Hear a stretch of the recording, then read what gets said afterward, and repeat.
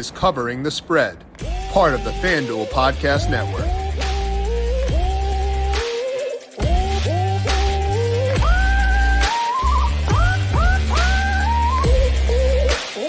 We've got some big matchups between potential Super Bowl contenders coming up in week 4. And I'm not talking Bills-Ravens. I'm talking Jags-Eagles coming up this weekend. We're going to break down, I guess, Bills-Ravens too. Talk about the Jags and the Eagles and those teams who happen to have seen each other once or twice before. Chiefs and the BUCS, Mahomes versus Brady once again. We're going to have a fun slate on tap. So let's dive on in and get you set from a betting perspective for week number 4. This is Covering the Spread right here on the FanDuel Podcast Network and numberFire.com. My name is Jim Sanas. I am a senior writer and analyst for numberFire.com, joined here as I am each Thursday by Ryan Williams. Check him out on Twitter at RyanAlexander_W, previewing week number 4 in the NFL. Ryan, happy Thursday to you. How you doing today? Hey, we're doing well, Jim, as always. We're just, trying to get to week 4 here, man. I can't believe the season's flying by on us. We'll be a quarter of the way through after this week. So we're just trying to make as much money as we can, Jim, as it stands right now. That is unfathomable that it'd be a quarter of the way through already. Like, I feel like we did just start. So like, that is accurate. That's not even just like a perception thing. I'm sad. I don't want the season to go by this quickly. It definitely is so far. And it's an interesting week this week because we have those big matchups, but also a lot of quarterback situations in flux. A lot of good teams trotting out backups. And, not that Brian Hoyer qualifies as a backup, the god, Brian Hoyer, but, a lot of teams changing quarterbacks early on. We'll talk about the impact of that, how Ryan handled those things, and the impact of that, and then break down the biggest games and get to our favorite bets for week number 4. But first, a reminder to make sure you are subscribed to Covering the Spread wherever you get your podcasts. Our college football week 5 betting preview with Dr. Ed Feng and Colin Wilson is now up. That is up on the Covering the Spread feed and the FanDuel YouTube page. Make sure you are subscribed in both locations to get these as they go live each and every weekday.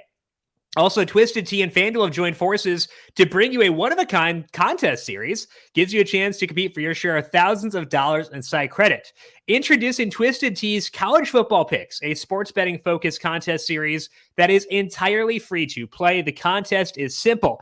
Each college football game will be assigned money line, spread, and total markets with assigned points for each market. All you have to do is make 6 selections based on those 3 markets and earn points for each correct selection you made. If at the end of the day your score ranks among the best in the contest, you'll be eligible for your share of site credit. Head to FanDuel.com/TwistedTeaPicks and make your picks. And reminder, please drink responsibly.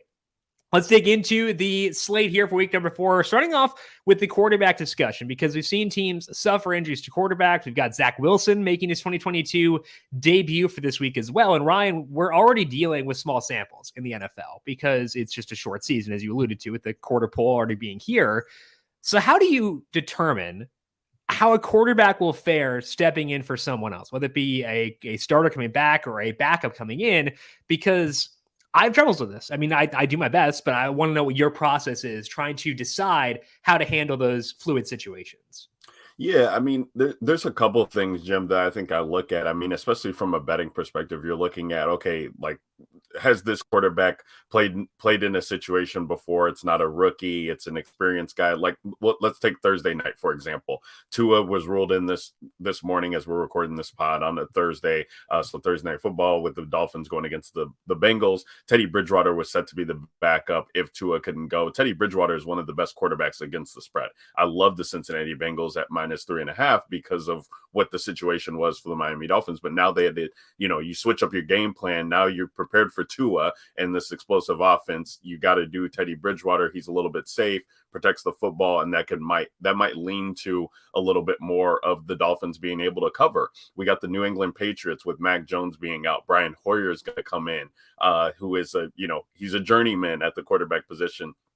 You look at these teams that have, veteran rookie presence, and I like to see what the trends are telling me. But also you look at the system and what the quarterback is going to be asked to do. Last year we saw Lamar Jackson get hurt, and Tyler Huntley came in, and he was basically designed to do the same thing that Lamar does. Hey, we're going to make efficient passes for you. We're going to let you run with the ball if the pocket breaks down. And we saw kind of the similar thing, and that's why the Ravens were able to cover and win so many games without Lamar being there. It's just one of those interesting things that I like to look at with the quarterbacks as far as the trends, who's coming in, and how the offense is going to be designed around them. Yeah, if it's a total overhaul of the offensive system, that's a pretty serious change because the personnel is probably suited towards their like baseline scheme and stuff like that. And, that could be an issue with like the 49ers with going from Lance to Garoppolo, but obviously they know Jimmy G. So that wasn't a situation there. I think for me, I try to go back to the thing you mentioned there at the end where you judge the situation, judging the surrounding talent. Are they coming in with good pieces around them? Because, I mean, hypothetically, if you put Brian Hoyer on the Eagles, it's a downgrade from Jalen Hurts. That's obviously true, but the downgrade might be lessened because the supporting cast there is pretty solid. Same thing if you were to put Brian Hoyer on the Dolphins. The supporting cast there outside of the offensive line is pretty good. So I think for me, it comes down to judging the offensive line, judging the pass catchers there, and deciding, can a below average quarterback excel in this kind of system, and asking yourself, what that efficiency would be. It's not an easy process. It does require, knowledge of offensive linemen and pass catchers and stuff like that. But I love offensive linemen, so no objections there. I think that's kind of the process I want to go through, is judging the system first, judging the context around them, and then going from there to decide how I want to view them. So let's dig in now to this first big game on the Sunday slate. We got the Bills favored by 3 against the Ravens. The total is 51 for this game. Now, obviously, both offenses are blazing. Both secondaries pretty banged up, but this is one of the games in the path of Hurricane Ian as of right now. Obviously, there are more important things in football going on with this. Hopefully, everyone affected by this is doing okay, but that matters a lot more than talking about the football angles of this. But we're a betting podcast, so I think it's important to factor that in when it comes to discussing this. Now, Ryan, I'm not a meteorologist, but looking at what they're saying about the path of this, currently, the hurricane is projected to be in this area. And for the Jags Eagles, which we'll talk about later on, because Baltimore and Philadelphia pretty close, so it makes a lot of sense there. But that's not definitive because hurricanes can change path, stuff like that. We don't really know the direction this will go. So I'm curious your overall thoughts on this game with where things currently stand. Yeah, so I mean, there's a lot to unpack here, Jim. Let's first talk about the Ravens here, who, you're looking at the public side of things. They're back in the Ravens here. They opened up 4-point dogs. They're now 3-point dogs. And even then, when you're talking about John Harbaugh and company here with the Ravens being 3-point home dogs, like that's just a number that we tend to cling to. I mean, John Harbaugh has one of the best against the spread records, at home as a home dog. And rightfully so. I mean, these teams, this is just a spot that we love Baltimore in. We saw Buffalo last week. They could do nothing wrong in that game until the end of the game, right? Like everything that could go wrong for them went wrong. They controlled time possession. They got off, 60 or 90 plays or 90 something plays, like that against this, Buffalo team. So, you got all the emotions riding there within, and Baltimore is just rolling right now. This is the battle for MVP with Lamar Jackson and Josh Allen both. But when we're getting the 3 here with Baltimore, I got to lean on that side just because of what history is telling me. Yeah, I think there are a couple reasons to be on Baltimore. Like I thought I would be on Baltimore here at the Bills -3 when I ran my numbers. It does have the Bills by exactly 3. So I've used that line as being efficient. But if we're going to be in a weather game where it forces teams to potentially lean on their run game more, which run game do you trust? The one led by Lamar Jackson and hopefully J.K. Dobbins, Justice Hill, or the one where the Bills refuse to use their running backs and like steadfastly refuse to give them any volume? The Bills' biggest flaw, I would say as an entire team, is their inability to run the football. Obviously, it's not nearly as important as passing, but you need to be able to do it at some point. And I think this could wind up being one of those situations where it is necessary. And I trust the Ravens offense to do it more. So I'm not betting Baltimore +3, but even though my numbers had this game at Bills -3, I prefer the Ravens side of this game as a result of the way things could play out given the weather here. Josh Allen has played in a lot of weather in his time in Buffalo, and traditionally he's fine. Relative to the downgrade other quarterbacks get in weather, it's not as important for Josh Allen, but I feel like that impact is even lessened for the Baltimore Ravens. Now, one factor in that analysis could be that Lamar Jackson is chucking it this year. He is going downfield with reckless abandon, and it's working. It's been great. He should keep doing it. But it could increase the impact of the weather there. So I'm kind of on board with you. Do you like this enough to bet Ravens +3, or is it more so just a lean for you? No, I think I like it enough to bet Ravens +3. I'm looking at the numbers here. How about numbers? You're looking at 4-0 against the spread as a home dog over the past 4 seasons, 48-3-3, just as an underdog in general in his career is what I was alluding to. So, yeah, you got to like the number here. I will say, Jim, though, we'll monitor the weather as it gets to the weekend because these paths can always change. But like as you mentioned, the running game, like I just thought that these were just two offenses that could just throw on each other all the time. We know the Baltimore Ravens secondary is banged up. We've talked about it on this show before. And now you're looking at the Bills secondary. I mean, you're losing your 2 safeties who have gone on IR. They got so many of the front 7 on the did not practice report for Wednesday. We'll monitor that for Thursday. But it's just one of those things. Like, I get it. We look at this on paper and we're like, okay, J.K. Dobbins, Devin Singletary, like these are guys that have to be involved. But we know they have Lamar. We know they have Josh Allen on the other side. Like these quarterbacks could just look to throw, and then if it's not there, they could just take off and run themselves as well too. So that could be the best running aspect for these two teams is to look at these prop totals on these two quarterbacks. But the rushing totals are, because even if the wind is playing a factor, I think that people will try and talk themselves to these running backs who just have not been involved, and it could just be smashing the quarterback over rushing props. And I think that's also important in a high leverage game. That's when you tend to see quarterbacks run more, is when it matters more. This game matters. I know it's not a divisional game, but like it's a tight game. And I think that does matter for sure. Josh Allen ran more last week. I think he had like 10 rush attempts against the Dolphins, partly because they ran 90 plays again, like you said. But in higher leverage games, you do see quarterbacks run more. So that could be something to check out once props are posted on Friday morning. Let's dig in now to the Jags at the Eagles. As mentioned, Eagles 6.5-point favorites here. Total is 46.5, and the Jags have looked really impressive so far. They've been a delight to watch, but it's a different beast to go from Carson Wentz, Matt Ryan, banged up Justin Herbert with 2 offensive linemen missing, to go to facing Jalen Hurts, who is a legitimate MVP contender. Again, this is another game impacted by weather, but Ryan, what are you seeing in this game?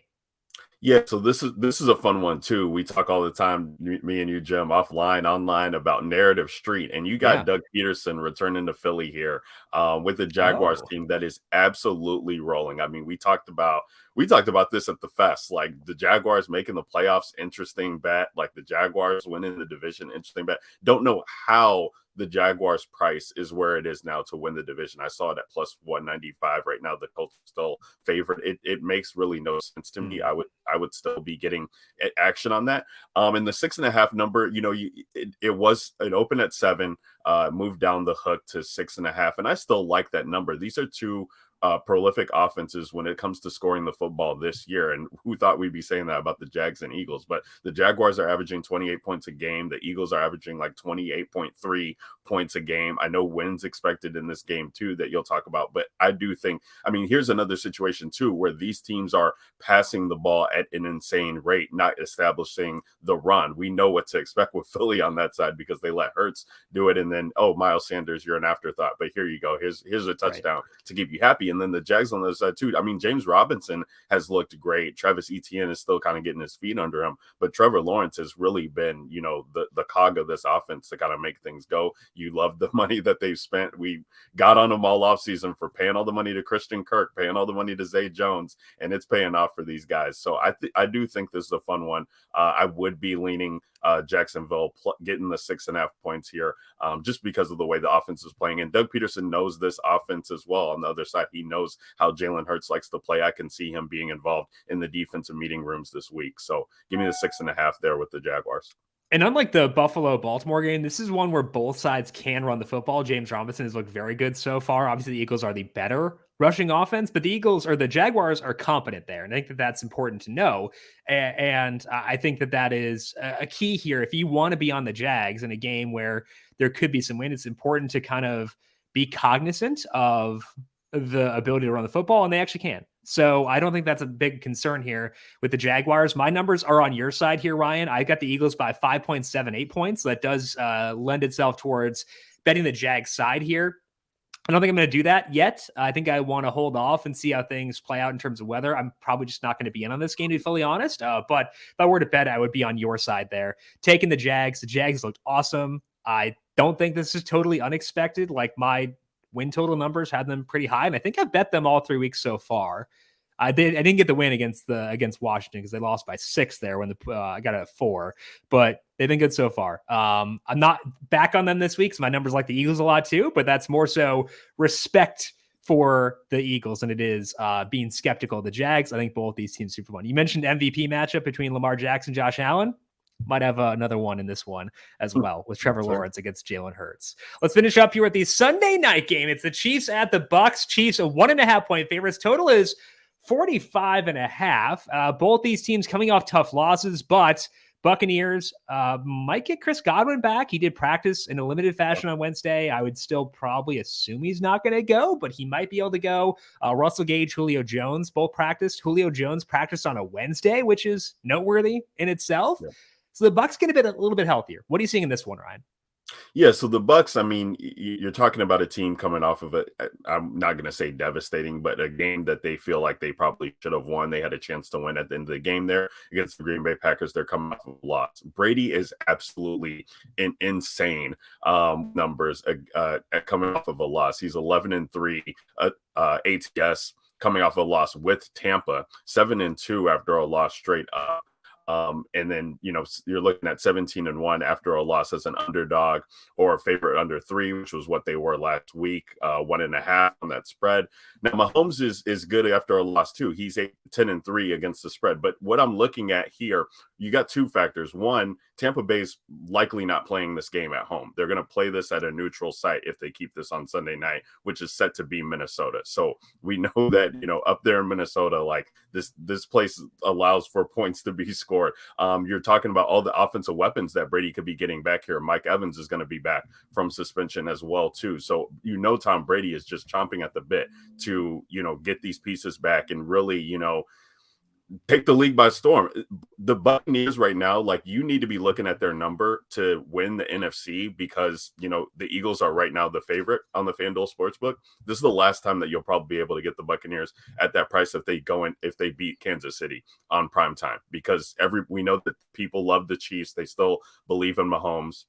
But this is a get right spot for the Buccaneers, and it sounds weird because they're 2-1. But I do think that with all the pieces coming back, with the way that this defense has played Patrick Mahomes in the past, they've actually covered. The Buccaneers have covered in both of the games against the Chiefs under Tom Brady. This is just setting up for the Buccaneers spot here. So I'm taking the 1.5. I might be even looking at the straight up. I think the over as well, Jim, is interesting at 45.5, especially played on a neutral field, because we know what the Chiefs are going to do. If they're down, if they're up, like, they are going to try and get this offense going too. A lot's been made in the media. Patrick Mahomes is yelling at the offensive coordinator on the sidelines, very out of character for him. Tom Brady's been out of character, or maybe in character all year, breaking the tablets. But I do like points to be scored in this game, and people are not looking at that with all the pieces and all that is at stake here in this game on prime time. Let's ride with it all the way aboard with the over and with the Buccaneer side. Yeah, I think that the over is the most interesting play for me in this game. I'm looking at my projected passing or my projected overall efficiency numbers. They do lend itself towards an over here. Total should be around, like, I don't have a total model, but like it should be around 47 or so, just kind of based on the projected offensive efficiency in this game. Neither team super slow, although the Bucs have been slower this year than they have been in the past because they've been more run heavy. Part of it may be Donovan Smith missing time. Part of it may be the wide receivers. The receiver part may get better for this game. But you put that game in a dome, potentially. Again, it's not definitive yet, but potentially inside, that'd be a good thing as well. So over 45.5 would be a place I would look as well. I think that I like that if it's in Tampa Bay, because wind speeds there are 8 miles per hour. Obviously, the reason they'd move would be beyond the current wind speeds. It'd be because of damage and stuff like that. But I like the over in Tampa Bay if they play there, which means that I should like it a bit more if it winds up being indoors in Minneapolis this weekend. It's over 45.5. Also pretty intriguing for me in that game. Let's open up the board now, Ryan. We got a lot of other games across week 4. What are the numbers catching your attention for this week? Yeah, so let's just talk about this Arizona Cardinals and Carolina Panthers game. I don't want to. You talk about it. I'm going to mute myself. I'm going to let you talk. I will have nothing to do with this game. Absolutely not. Well, so I mean, Matt Rule is just he's what do they say in the industry, Jim? A donkey, like whatever you want to Yeah. call this guy, like It's donkey on donkey action in this game, though. That is true. So, but when you look at the numbers with these two coaches, okay, so you got Matt Rule, he's 3-10 as a favorite against the spread here. Cardinals are 1.5-point dogs. I get it, it's on the road, and I get this offense, whatever, they've been struggling, but it makes no sense to me the way Arizona has kind of looked in these games. He's just got some bad luck there. The money line is plus 100, at least the last time I checked on the FanDuel Sportsbook. Like, I just got to hammer the Arizona side here. Cliff Kingsbury, he's 14-3-2 against the spread as a road dog. Like, this is, like you said, these are two coaches that make it tough to trust, but the numbers are telling us that Arizona is really getting, they're getting shafted here by the BUCS, and I mean, maybe they know something we don't, Jim, but I just gotta tend to lean to Arizona. They've been the most. It makes no sense. Like, if we were doing this before the season, like, this number would be 3 to the Cardinals, even with the Panthers being at home. Baker Mayfield has not been able to get anything going with this, with Robbie Anderson, with DJ Moore. Heard people who drafted DJ Moore in fantasy. Christian McCaffrey, let's not, the elephant in the room is Christian McCaffrey might not even play in this game. I know he's been on the injury report pretty much every week to start this season, but Matt Rule did not seem confident in him when talking about him earlier this week and suiting up. So that's another one where this could drastically change the line. Even back to what it was. This opened at Arizona -1.5 here, and now they're dogs. So I gotta just hammer the Arizona side this week on things. Yeah, I've quit them. Pretty happy about that. My numbers are showing value there. So I should agree with you, but I've been burned too many times. I know, they did win one of those games for me, but it didn't feel good. So hard pass on that one. You mentioned McCaffrey, and a lot of times we discuss how running backs don't impact the spread, but because he has such a key role in the passing game, I know not as many targets this year for Baker Mayfield, but he does open stuff up. So because Christian McCaffrey impacts the projected passing efficiency of the Panthers, I actually think that does matter. And you were talking about Matt Rule not committing to him playing. If I had to make a bet right now on whether McCaffrey plays, I'm taking the no side of that based on the reports that came out Wednesday on that one. So my numbers agree with you, Ryan. I think it's a smart way to go, but I can't do it personally with the Cardinals +1.5. Any other numbers you like for week 4? Yeah, so we got the interesting I'm pulling up my numbers here. We got the interesting London game with the Minnesota Vikings taking on the New Orleans Saints early on Sunday. And I got a lot of money on the Vikings just when you look at how favorites have done over London over the past couple of years. Those numbers stand out. Favorites are 7-3 against the spread, 9-0-1. 9-0-1 in London for non-Jaguars games is how the favorites have gone. So, Minnesota has been a tough team for us all year.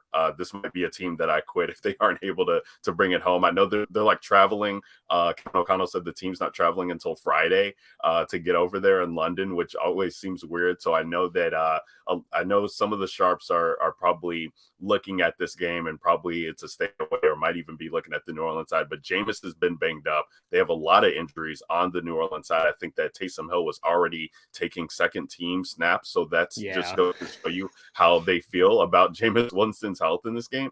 And, everything that's been talked about with Minnesota, especially with the primetime letdown spot, I think that they try and bounce back here and get things going overseas. So looking at that line as well, too.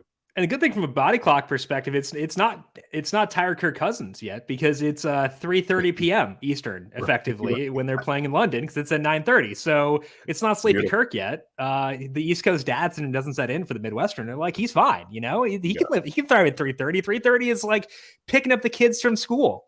That's his zone. That should be Kirk Cousins like prime time. Prime time, exactly. Exactly. Yeah, it doesn't make us feel good the way that the Vikings have started things off. But this is one of those things, Jim. We're still early enough in the season. We don't want to overreact too crazy. And losing to the Philadelphia Eagles, we might look back on that. Exactly. like, hey, that was one of the most respectable, losses on their schedule because of what Philly's doing. But the Philly schedule, Jim, I mean, is absolutely outlandish. Like, I think they're going to be favored in almost every game to finish off this season. I know they play the Green Bay Packers. I can't remember if that's at home or on the road, but that might be the only game that they're not favored in. The schedule is an absolute joke. So shout out to everybody that had, Eagles NFC tickets, that had Eagles division tickets. I'm one of those guys. Thank you. Hurts MVP or no? Do you have a Hurts MVP ticket or no? I do have Hurts MVP as well. Which is 40 or where were you? Where was that? I believe I got it at 25 to 1. Okay, when that's I got still it, good. Which was still in the summer, but he was just, the 40 to 1 was absolutely ridiculous. And I don't know if I didn't talk myself into it early enough, but the 25 to 1, I'll take that. It is one of those things where, like, the way Lamar is playing, the way Josh Allen is playing, and if he's playing against Hurts himself, as he's playing against lesser competition, he could end up getting like Offensive Player of the Year, I think. So I'm kind of just letting that wait out. But the Eagles bets are looking nice. I'm pretty sure I did hear that they're favored in every game as of right now. I didn't fact check this, so if I'm wrong, I'm sorry, but like I'm pretty sure I heard that as well. So I think that is correct. So Eagles, pretty fun going forward. And I agree with you. The Vikings, that loss, not too bad. They played really well against Green Bay. They rallied against Detroit. I have a lot of trust in their like infrastructure as far as like sports science goes. I know that was more so based on when Rick Spielman was there, and that's no longer the case, but Kevin O'Connell from the Sean McVay tree, if they decide to fly out Friday, I'm inclined to trust that being the correct decision. So we'll see how that plays out over in London on Sunday. That is all that we have here for this Week 4 preview podcast. As mentioned, that we have our college football Week 5 podcast up, talking through favorite bets from that. And also our player prop preview will go up tomorrow with JJ Zacharias and breaking down the top props across Week 4 over at FanDuel Sportsbook. You can check out Ryan Williams on Twitter at RyanAlexander_W. Ryan, thank you so much for your time as always, and we'll talk to you once again next week. Thank you, Jim. I can't wait to get after it with you on Week 5 and see who screwed you over in Week 4. It's always a fun one pre-show. If I'm guessing who, let me guess. If I'm guessing who did it this week, probably Jamal Williams. Just going to put that out there. I'm going to guess that it's going to be him. I'm just assuming. Just love it. Based on the way things have happened, I think it'll be him. Again, check out Ryan on Twitter at RyanAlexander_W. I am at Jim Sonis. Thank you all for tuning in. Good luck to you with your bets for the Cincinnati versus Miami game for tonight. We'll talk to you once again tomorrow to break down some props for week number 4. This has been Covering the Spread right here on the FanDuel Podcast Network.